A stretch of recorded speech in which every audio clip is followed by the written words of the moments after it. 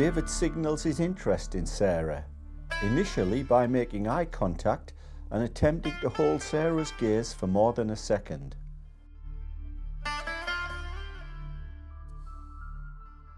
Let's call it flirting.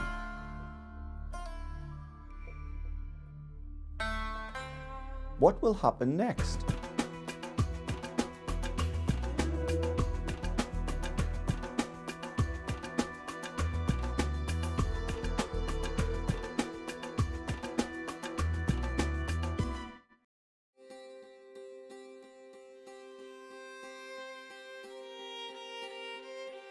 Psychologists and social scientists have studied every detail of this social intercourse between men and women.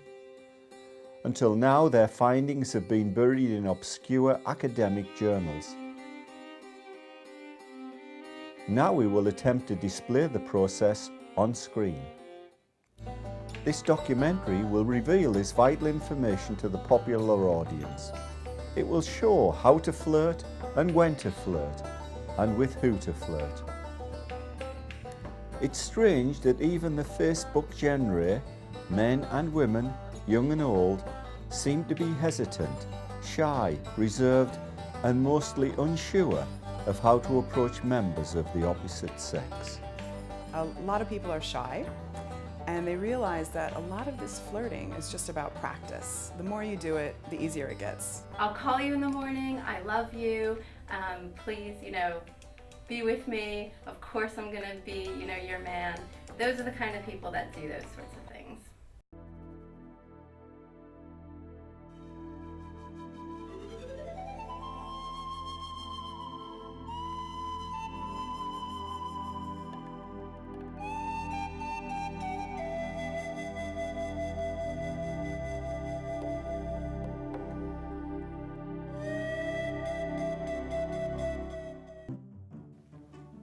Flirting is universal and contains essential aspects of human interaction that are to be found in all cultures and societies around the world.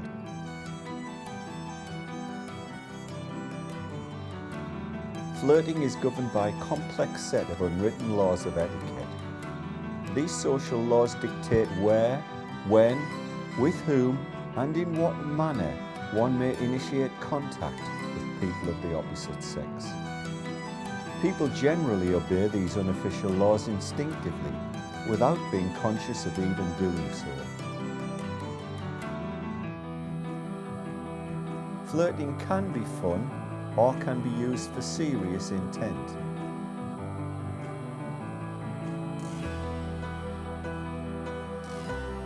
A bit of light-hearted flirtatious banter can brighten the day, raise self-esteem, and strengthen social bonds.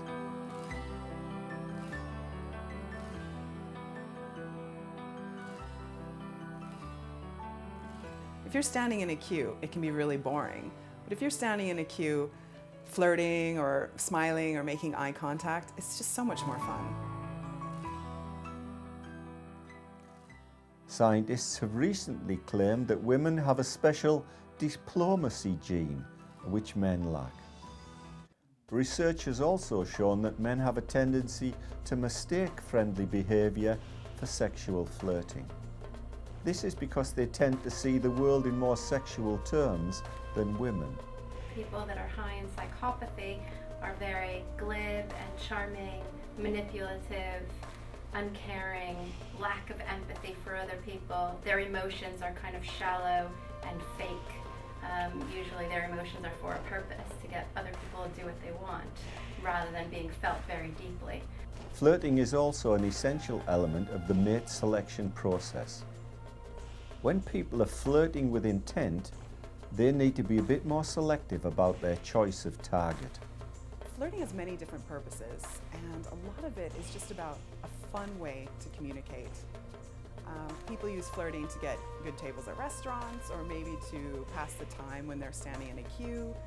But flirting can also be used to help you find a partner, and I think that's one thing that a lot of people are interested in learning how to do.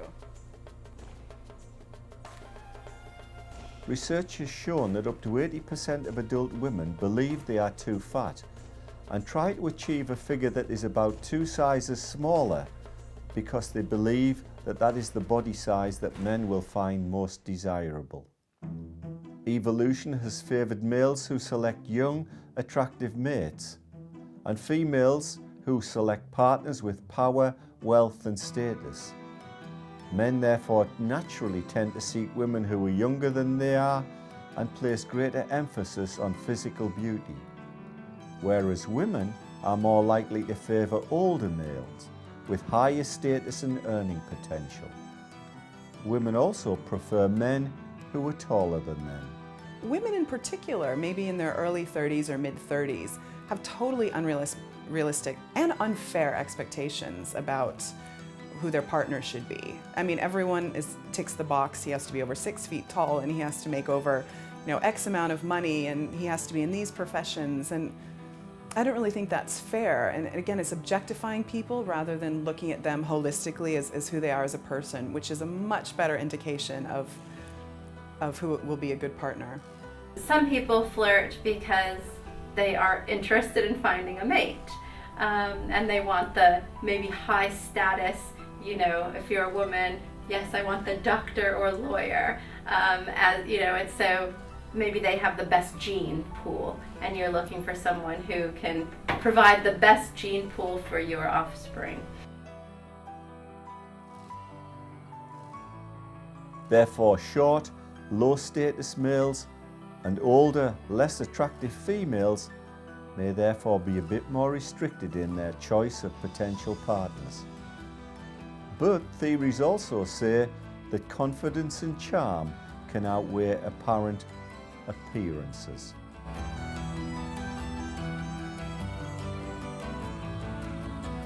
Flirting is most sociably acceptable at parties, celebrations and social occasions. This is because a degree of flirtatious behaviour is not only socially sanctioned, it's almost expected. The anthropologists call it cultural remission.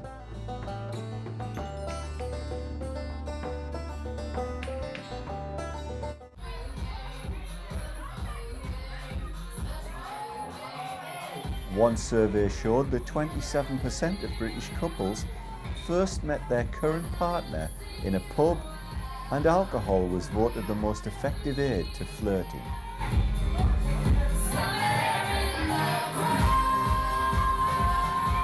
The bar counter is universally understood to be the public zone, where initiating conversations with a stranger is acceptable, whereas sitting at a table usually indicates a greater desire for privacy.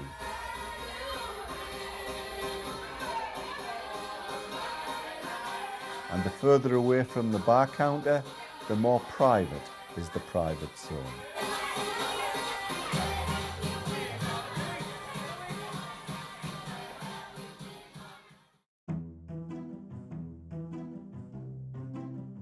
Schools, colleges, universities and other educational establishments are hotbeds for flirting.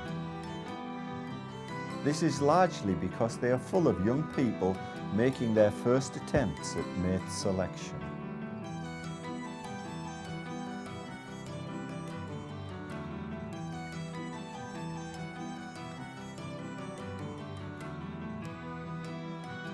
When new people meet, their initial impression will be based 55% on appearance and body language, 38% on style of speaking, and only 7% on the words. Both sexes feel difficult, ambiguous, and in potentially risky situations. Neither person knows what the other's intentions and feelings really are. Because stating intentions and feelings verbally involve a high risk of embarrassment or possible rejection, some individuals are just kind of naturally friendly and flirty people, and other people are not.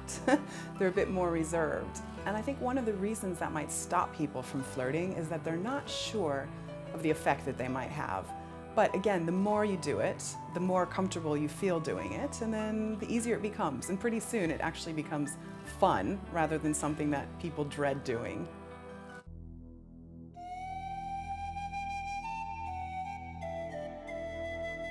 Looking directly into the eyes of another person is such a powerful, emotionally loaded act of communication. Prolonged eye contact between two people indicates emotion and can either be seen as an act of love or an act of hostility. David signals his interest in Sarah merely by making eye contact and attempting to hold his target's gaze for more than a second.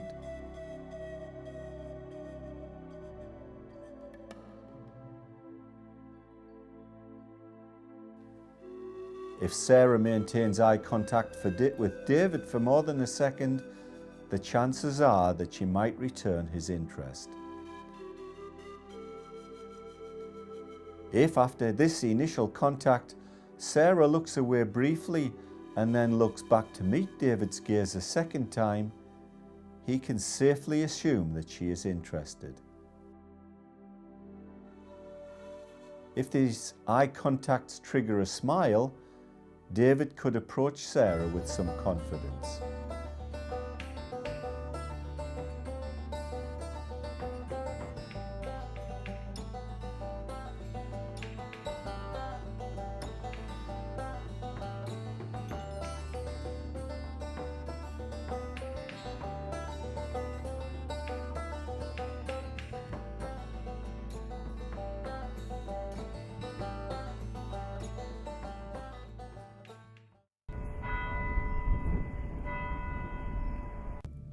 Because of its misuse, flirting has acquired a bad name.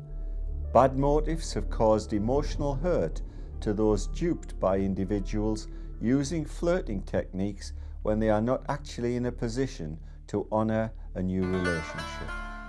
You can never be sure about who the father is once a woman gives birth. It could be that male, because you don't know when you were ovulating. So in that way, it kind of there's a theory that it kind of protects your infant from harm from any of these men, because they don't know whether that child is theirs. Let's take this country. There was a very strong religious framework, and the acceptable and unacceptable was clearly known to everyone. And you could only flirt, or if you like, initiate conversations or communications in a very rigid and formalistic way. Over the decades, those standards have dropped and deteriorated, even disappeared. The thing about flirtology is it's not creating a new field. It's just simply researching, responding, applying things that people are already doing in the first place. And maybe if they're feeling unsure, it's helping them to be better at it. Maybe give them a bit more confidence so they can meet people that they want to, or just have more fun in life. Thus, it seems to be a generally accepted notion that a flirt is a one who signals romantic interest with no intention of marriage. So in that way, it also serves women to have this kind of, to flirt and to attract men for a long time, because their child needs care from both parents. The use of the word flirting can actually be misleading, because in the minds of most people in this country, a flirt is seen in a negative context. A flirt is somebody who is trying to initiate a relationship when they don't have the right to do it. As long as you're not too intrusive or cross any boundaries, everybody likes having positive human interaction. So I think you should try flirting. And despite disapproval from some, these basic flirting instincts persist. Human relationships are developed and grow, and at the end of it, the human species survives.